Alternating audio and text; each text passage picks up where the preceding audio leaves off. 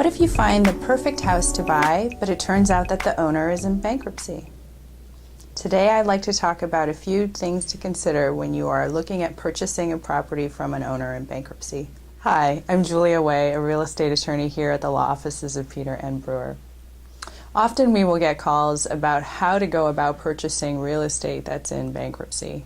Presently, the economy has recovered somewhat, so really there aren't that many short sale buying opportunities out there. However, the number of bankruptcy filings appears to be on the rise. So here are a few things to consider when you are observing whether or not to purchase a property in bankruptcy. The first to consider is there a mortgage?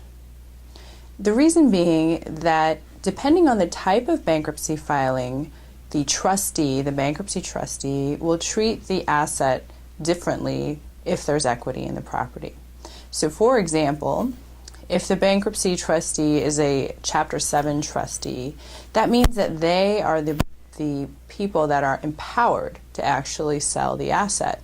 And so they go through an analysis about whether or not to liquidate the asset, and that includes factoring the homestead exemption, whether that applies, and whether or not there's equity above and beyond that would pay off other creditors in the bankruptcy estate.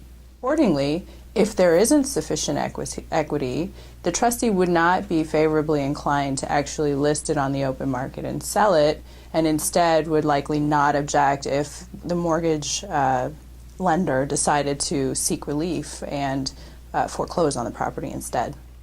The other thing to consider is if the bankruptcy filed is actually a Chapter 13. Depending on how long the Chapter 13 has been going on, there might be a confirmed plan. So one of the things to evaluate is whether or not the debtor even has the power to sell the asset, or if the asset has already been provided for, the sale of the asset has already been provided for through the Chapter 13 plan.